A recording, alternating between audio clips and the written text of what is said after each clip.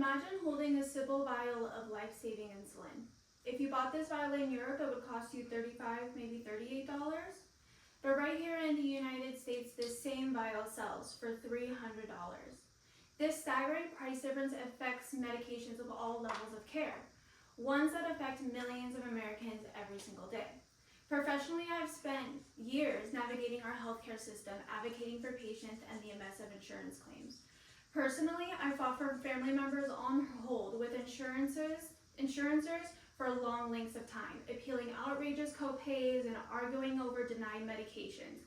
So when I say the system is broken, I'm speaking both from experience and evidence. Whether you're on medication now, caring for somebody who is, or simply paying into any insurance plan, this affects you. So today, I'll make the case that the U.S. government must step in and regulate prescription drug prices to make essential medications affordable and accessible for everyone. We'll walk through the three things. First, how this devastating problem really is.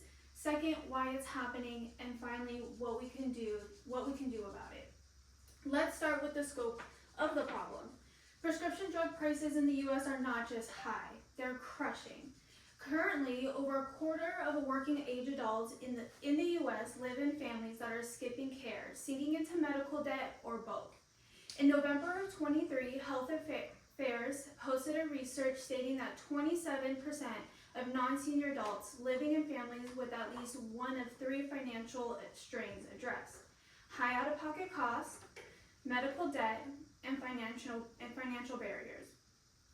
People are being forced to make impossible choices. Do I pay rent, buy groceries, or refill my heart medication?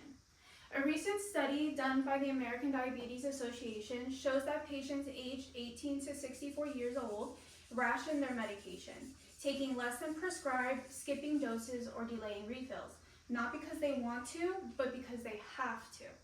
When this happens, people just don't get sicker. They end up in emergency rooms, ICUs, and in some tragic cases, they do not survive.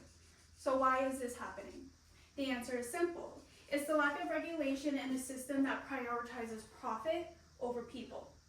Pharmaceutical companies, through patent manipulation, they make tiny tweaks to existing drugs just to extend their patents and block cheaper generics. This keeps prices high for years, maybe even decades.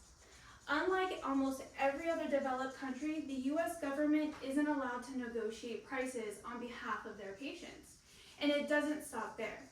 In September of 2024, the Federal Trade Commission sues three main prescription benefit managers for artificially inflating drug prices.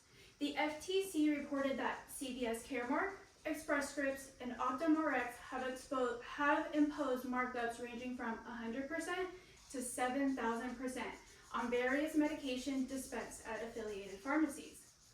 In short, the system is designed not to deliver affordable medicine, but to maximize profits for corporations.